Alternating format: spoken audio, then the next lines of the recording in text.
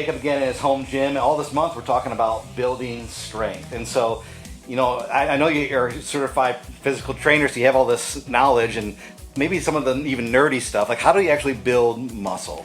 Yeah, I love when people ask me the nerdy stuff because it brings you back to when I was in class in college learning it. You don't get to apply that every single day, so I love the nerdy stuff.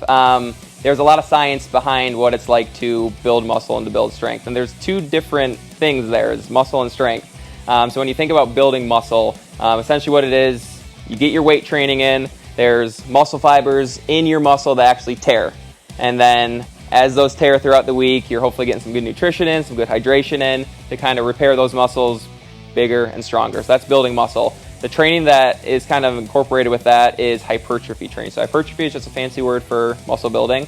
The training itself is you're looking at like 8 to 12 reps of a certain movement for 4 to 5 sets, finding a weight that you are using that you're failing somewhere within that rep range. Over time, doing that consistently, you're going to build muscle. Strength, on the other hand, a little bit different. You're looking at heavier weights, 3 to 5 reps for same kind of 4, 5, 6 sets maybe. Doing that over time consistently is going to help you build strength.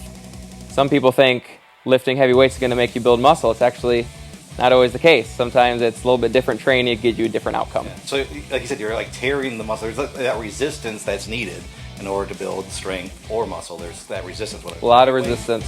And what are you doing maybe right now to really push yourself in this whole idea of building strength? Yeah, we talk about getting out of your comfort zone a little bit. And I was asked not too long ago to do a marathon. And for me, as somebody that has a background in lifting weights, running was not in my routine. And so this was something that was definitely out of my comfort zone, but I love a good challenge, so I took it on. I'm 20 weeks into a marathon training right now. It's a completely different ball game, so many different things you have to learn about yourself.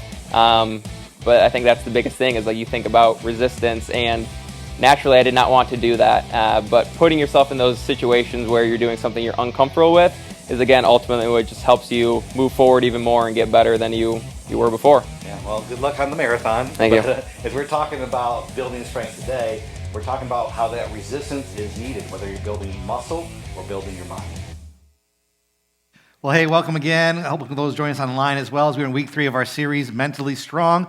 All this month, we're talking about mental strength, and we've been talking about this because I just hear this over and over again from a variety of people, and to see it even on the news where there's a mental health crisis, as so many people are feeling overwhelmed, or just they're stuck in this kind of pattern of overthinking or stress and just anxiety abounding, and most counseling places are like packed out with people, and it's hard to even get an appointment.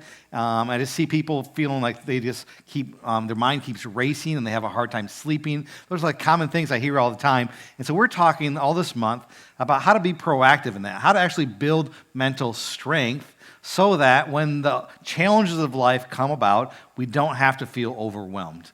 So that, because it's going to happen. We're going to have challenges in life. There's going to be hard times in life. So what if we could build up this mental strength so we don't have to have those same feelings of being overwhelmed or anxiety or stress? Those things don't have to overtake our life. So we've been talking about building mental strength. And so we've been looking at some different things. And one of the things I want to encourage you, as I always do, is I want to encourage you to check out the YouVersion Bible app. And you can follow us in the app as well. And we have a Bible reading plan that goes along with this series. Again, you might want to check that out. It's a great resource. If you can't have time to scan that a second, we can find it right on the homepage of our website. And so we have a great Bible reading plan. If you haven't done that yet, I want to encourage you to do that. It's just a 7-day one, so you can easily do that this week. I did it last week. It's a great reading plan. It's based on one of these books. We've been featuring these books. You'll see them on the screen. The one on the end is what the Bible reading plan goes along with, Winning the War in Your Mind. But we also have these 2 other books that are available for sale at the cafe. If you might want to get one of those, there's Soundtracks. We talked a lot about that last week. And then the teen version of Soundtracks is your new playlist, same idea. And you notice the one book, Soundtracks, it's the surprising solutions to overthinking. I know for some of you, you've been overthinking the book purchase. Should I get the book? Should I not get it? And you're just like stuck in your head of overthinking. Maybe this is your week to get it. So we're kind of halfway through the series. Now's a chance for you to grab that book and check that out. And that book is also written by John Acuff. We listened to a little bit of a podcast from him last week. And we were looking at these quotes from him. He says this: you get to choose your thoughts. Like, that is not something that we often think about. Like we often think that thoughts are just something that we have. But he says they're not something that we have. They're something that we can hone. Just because we have thoughts pop into our mind doesn't mean that we have to always listen to those thoughts. We can control our thoughts, choose our thoughts, hone our thoughts. And so he talks a lot about that, and he also talks about that, how it plays out in the Bible. And he says the Bible begs us to take our thinking seriously, to care about what you think. The Bible has so much to say. We've been looking at a lot of verses in the Bible that talk about our minds and controlling our thinking and honing our thoughts. Like a big one is Romans 12:2. It says, do not conform to the pattern of this world. Like the pattern of this world right now is anxiety and stress and overthinking. That's like the pattern of this world. It says, don't conform to that pattern. And that applies to many other things, but it does apply to our thinking in that way. So how can we transform our life? What does it say? By renewing our mind, by honing our thoughts. And then it says, then you can test and prove what God's will is good, pleasing, perfect will. As we said in the week 1, we said that that's a way for us to tune our thoughts into God's thoughts and to hone our thinking. And so there's so many other verses. We've looked at a lot of different verses. We looked at 1 Peter chapter 5. It talks about having a mind that is alert and sober, like casting our cares on God because he cares for us, not letting the anxiety of be an influence on our mind, being under the influence of anxiety, but casting our cares on God. We looked at Romans 8. It talks about a mind governed by the Spirit is life and peace. We looked at Isaiah 26, a similar thought. It talks about how God can bring perfect peace to our minds, to those who trust in him. And so there's lots of different verses. Here's another verse. This is to say there's so many more. It says this in Colossians chapter 3, verse 1 and 2. It says, since then, you have been raised with Christ. Set your hearts on things above where Christ is, seated at the right hand of God. Set your mind on things above, not on earthly things. So here again, we see this, like setting our mind not on focus on the problem, on those things that are making us anxious, but shifting where our focus is, honing our thoughts to set them on things of God and things above. So those lots of different verses in the Bible. And over the last couple of weeks, we've been talking about what that means for our mental strength. We talked about how our mind is like a muscle, and Jacob shared with us in the first week how like we can't work the same muscle over and over and over again. Like you kind of break up your pattern of your workouts, and you got to have times of rest too. And our mind is no different. Our mind is a muscle, and we can't overwork our minds, and that's how we find ourselves full of anxious thoughts and stress because we're overworking our minds. We got to have times of rest. And real rest is what we find in the Bible is this term of Sabbath. It's finding our rest in God because we might do things to be at rest.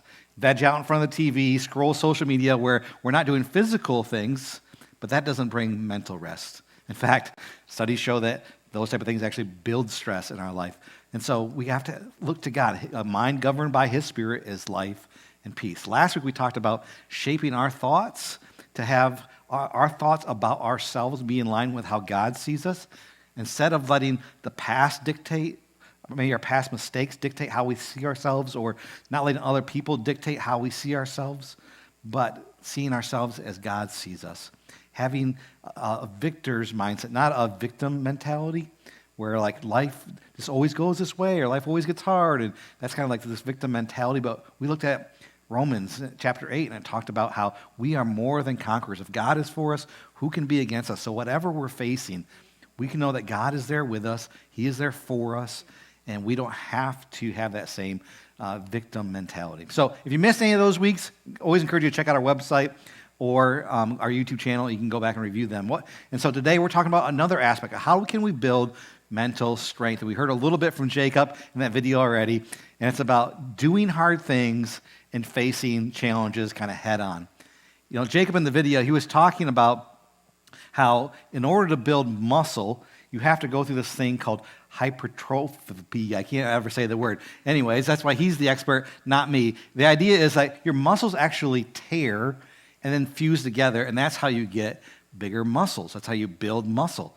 And for strength, there has to be this, you have to lift heavy weights, and there's this resistance that you have to push through. None of it is easy, and you have to walk through these things and kind of push yourself in order to build strength and muscle. And our mind is no different. But the problem is that we live in an age of easy and convenience. Everything is set to be easy and convenient these days, right? You guys remember like the easy button at Staples? They used to have the thing, they just hit the easy button. Like I think that's how people want to live our lives, right? Just hit the easy button. Just give me the easy way. Like everything is really set up. You think about like even the way we eat these days. It's like fast food, drive-through, easy. Good for you? No. Easy? Yes. And we end up choosing that because it's easy. Or even if you're not going to do fast food, if you're going to cook at home, what do people do these days? HelloFresh. They just deliver it, and I just warm it up, and then I eat it. I don't have to cook or do anything. Or maybe if you even want to cook, you go to the store, and can you buy an onion? Sure, but you can already buy it already cut up, and you don't even have to do that. Is it more expensive? Yes. Is it easy? Sure. Is it the best way? Probably not. Anyways, it's all about like ease and convenience, right? Like it's not just like our food either. It's like all of things in life that are that way. We were looking at some appliances recently. We had to buy some new appliances. We lived in our house like 20 years. Everything's kind of needs to be replaced and fixed now and stuff like that. And so we had to get a new washer and a new dryer recently. And like you look at the washers and dryers and like, look at all of these cool features. It will steam your clothes and it will fold your clothes even, like all these things. It's like, does it have all these cool features? Yes. But then I asked, like, will it like last more than 5 years? Maybe. But look at all of these convenient features it has, right? And everything is set to be convenient or easy, but that doesn't mean that builds things that will last. And our mind, as we face challenges, works in the same way. If we always take the easy way out, we're never going to build strength. As we're talking about facing challenges or challenging ourselves to grow our mind muscle, to grow our mental strength, what we're talking about is facing the challenges head on, not just reverting back to anxious thoughts or hiding away or just laying in bed, but facing those challenges head on. It also means doing the right things, not just reacting to life, not just walking back to the easy way, which is probably the old way of doing things, but walking in a new way. What does that mean? It also means like taking steps of faith. As we're talking about doing hard things, it's taking steps of faith, doing the right thing, which is often the hard thing. It means facing the challenges head on and not reverting back into these anxious moments. So we got to do these hard things to build this strength. I know I've shared this before. My brother, he was a valedictorian. Hey, Dean, he's smart. Anyways, he's a professor at Penn State University now and everything. So he's super smart. And so there was this expectations to get good grades. I didn't have to be valedictorian, but I did good in school. I got a 3.5 in high school, so that's good. But I did have a C in one class, and it was gym. Yeah, gym class. A C. My mom was really happy about that one. But and you might wonder, how do you get a C in gym class?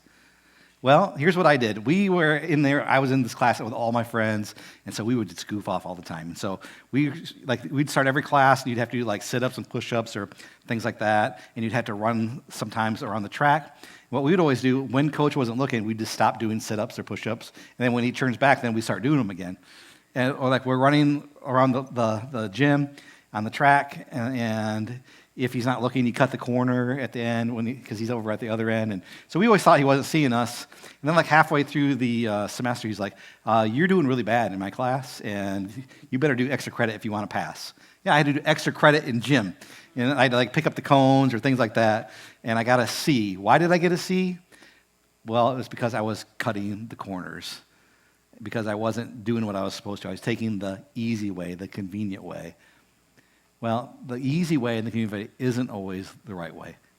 As I was doing that wasn't building strength. I'm sure as I shared that story this morning, Jacob was here, who's on the videos. He was probably, again, disappointed in me for making those decisions. But as we go through life, we're going to want to just naturally take the easy way, go back to the way we've always done it, maybe not do the right thing because that's the hard thing, or just to revert back to anxiety or stress and not face it head on. That's going to be our natural bent.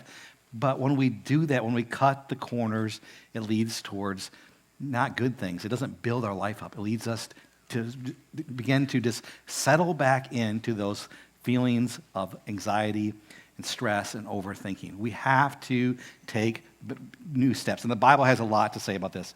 Here's what it says in James chapter 5 James chapter 1, when it talks about this. It says, "Consider it pure joy, my brothers and sisters, whenever you face trials of many kind, because you know that the testing of your faith produces perseverance. Let perseverance finish its work so you may be mature and complete, not lacking anything. So here he says, consider it pure joy as you face trials. Like, wait, what? Like that doesn't seem like fun, right? Like trials are not fun. Pushing yourself is not fun. Trying to grow your faith isn't always easy or fun. It's not saying that it's going to be fun, but he's saying consider it a joy because of what it's going to build in your life. He says, consider a joy whenever you face trials because it produces perseverance.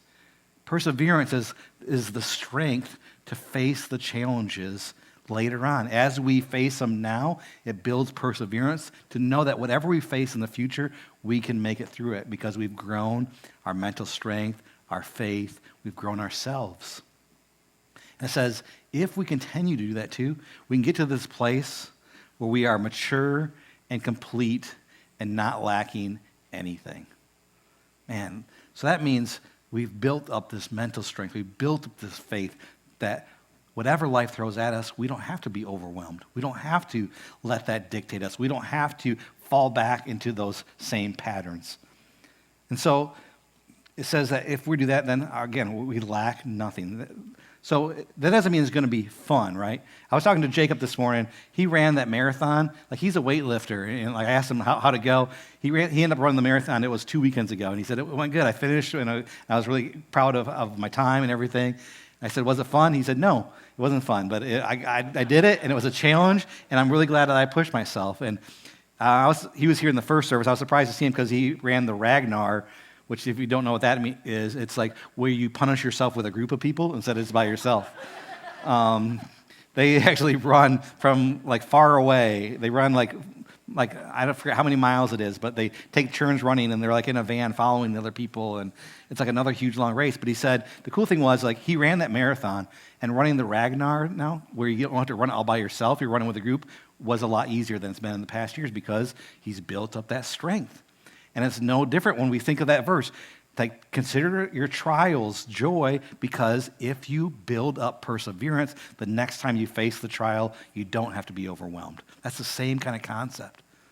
You don't have to be overwhelmed. So we don't want to bail on it. So what does that really look like? Again, we're talking about when it says these trials, it might be hard times that come up in our life, like unforeseen circumstances. We're always going to have those. So it's saying when those things happen, don't just automatically revert back to being overwhelmed and anxious. Know that if you can walk through this, that it can build up perseverance. It's a different mindset. What else could that mean? It means God calls us to a new way of living. As you look throughout the Bible, it talks many times about, like, rid your life of things like anger and malice and all these like bad things, and add to your life things like the fruit of the Spirit, like love and joy and peace and patience and kindness and gentleness and self-control. And it says, like, keeping in step with the Spirit. Like, God calls us to say, here's your old ways of living. Well, here's better ways to live. Here's a new way to live. You are a new creation in God. So whenever we face maybe a situation that's going to be hard, we have the choice to either walk in those old ways, which tend to be more natural, easy. That's the way we've always done it. Or we have this choice to walk in a new way that can actually build our life up. Will we choose that new way? It's going to be harder. The hard thing and the right thing are usually the same thing. But if we do that, this builds up our faith, it builds up our strength, it builds up this perseverance in our life. And it's just this idea of taking steps of faith, opening ourselves up to God. You see, if we want to experience God working in our life, we got to take these steps of faith and challenge ourselves. If we get to these moments and we just bail and it just reverts back to, I'm just going to overthink this problem, or if we just bail and say, I'm just going to go back to my old ways, we miss out on seeing God working in our life. And then we live at this place where it's about what I can do in life opposed to what God can do in and through my life, a greater perspective. It talks a little about this in Romans chapter 5. Here's what it says.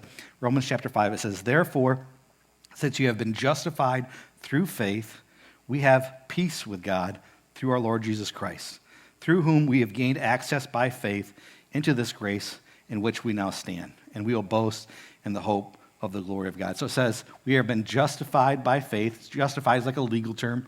We have been made right with God. We have been made right with him by our faith, not by our works. We can't earn our way in with God. We're justified by our faith, our trust, and our belief in God. And it says, because of that, we've been brought to peace with God. See, our sin separates us from God. We have been at odds with God, but because of his work, his justification, we can be made at peace with God. And we gain access to his grace, as it says there. So we are forgiven and we are made new and right with him. And it says, so we glory in that. We have this hope in that. Not only so, but we also glory in our sufferings. Again, this is not something that we hear all the time. Hey, we hear in this culture of let's make it easy and convenient and go that way. But here again we see this kind of same perspective from James. Consider it joy in our trials. We glory, we look at our suffering in a whole different perspective. Why? Here's what it says. Because we know that suffering produces perseverance, character, and perseverance to character, and character to hope. And hope does not put us to shame, because God loved us and poured out into our hearts through the Holy Spirit, whom he has given us. I don't know if your parents always said this to you. This is like an old term. Like when they would say something when you were a kid, they'd say like, you should do this, it will build character. Did your parents ever say that to you? Or maybe your grandparents? Like I don't hear people say that a lot these days. But I remember if my parents said that, it was like, oh, I don't want to do this. That was like the immediate reaction, right? You know, this is going to be hard. This isn't going to be fun. They're like, do this, it will build character. And that doesn't, like, again, you might have traumatic thoughts about that back to your childhood of things your parents made you do, but it's true, though. And see, here again, we see like our suffering, our trials, or even just challenging ourselves to do the right thing or to grow our faith. What does that do? It produces this perseverance. Again, that's the mental strength to face things, and to keep going. It's that faith that we have built to know that God's with us. It says it produces perseverance, and perseverance produces character. The character is who we are. As we begin to trust God, to take steps of faith, to walk in his ways, to do the right things, even though it's hard, when we begin to do that, we have the perseverance that's built, but then it also shapes who we're becoming. Not only does it shape our thoughts about ourselves, like we said last week, but it actually begins to shift our character of who we are. Where we're not defined by the old ways, where we don't have to revert back to what's easy or what the way we've always done stuff that has brought maybe pain in our life. We don't have to do those things anymore because God's changing who we're becoming. And then that leads to hope, to know that whatever life throws at us, that God's got us, that we can face it. We are mentally strong, not because of our own thinking, but because we have hope of what that verse ended with, that passage ended with. It ended with that God is pouring into your life through his Spirit. See, that's real mental strength. Mental strength isn't like, I've just learned to control my thoughts. Real mental strength is, I have a God who is for me, and if he is for me, who can be against me? I have a God I have seen work in my life. I have built mental strength because God has worked in my life in such a way that it's shaped who I'm becoming, and I know that whatever I face, I can have hope. That's real mental strength. You know, sometimes I hear this question a lot. People ask this question. It's a huge question. And it's like, why doesn't God just make everything easy? Like, why can't we just pray this prayer? God, break the laws of the universe for my convenience. Like that's a great prayer, right? Like, why doesn't God just make things easy? And that's a much bigger question I can answer. But part of it is what we were talking about here today. That God allows us to walk through trials or hardship. He doesn't make everything easy and convenient, because if he did, why would we need God? He allows us to walk through those times because it produces perseverance, because it turns our perspective towards him. It makes us fix our eyes on things of heaven and not of this world, like I said in that verse in Colossians we looked at. Because as we work through those trials and God works in our life, it shapes who we're becoming, and it leads us to this place of hope. And so sometimes we wonder, like, God, why do I have to face this hard time? Why am I walking through this? And maybe we need to shift our perspective to say, God, through this, I want to see you work in my life. Pour out your Holy Spirit in my life in such a way that it shapes who I'm becoming, my character. Build this perseverance in my life so that I can have real hope, real mental strength based upon you at work in my life. Again, that doesn't make it easy, right? But think of this. If God created our muscles in such a way where they have to be ripped apart and fused together to grow, like this is a design that he created, don't you think our mind in our life is any different? Like here's a pattern we see from the Creator. He created our muscles that way, but he created our lives in that way too. That as we face hardship, it builds us and it shapes us because we get to see him at work in and through our lives. So, again, as you face trials, know they're going to come. Jesus promised that. He said, in this world you're going to have trouble, but take heart, I've overcome. We're going to have struggles. Life is going to be hard. Life is going to be hard because of unforeseen circumstances. Life is going to be hard because doing the right thing isn't natural or easy for us. Life's going to be hard because if we're really going to take steps of faith, it's going to challenge us. So in those moments, I want you to remember these things. In these moments when life gets hard, don't be overwhelmed. Know that God can overcome. God can overcome. He's bigger than those problems, those trials. Don't be overwhelmed.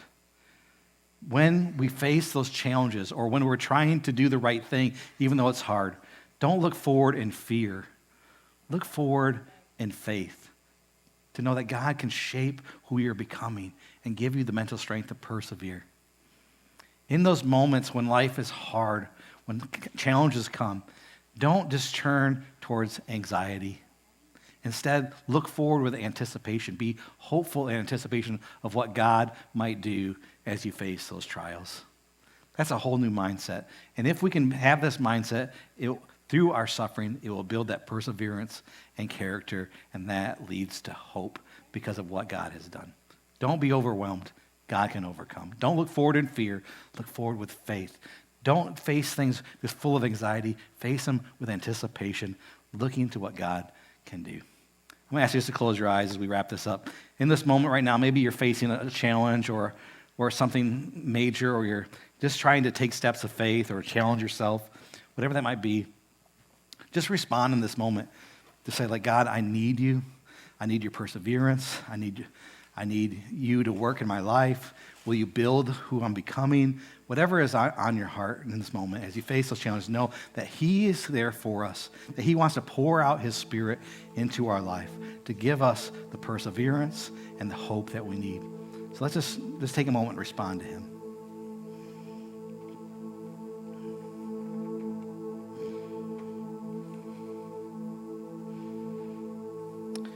God, as we face these challenges, we don't always understand why we have to walk through these things. We don't always see your perspective of things.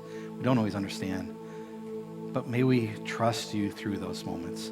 God, give us the faith needed to oppose our fears, to look forward with faith, to not be overwhelmed, but just to hold on to those promises that you will overcome. Work in our life so we can get to this place where anxiety doesn't rule our minds.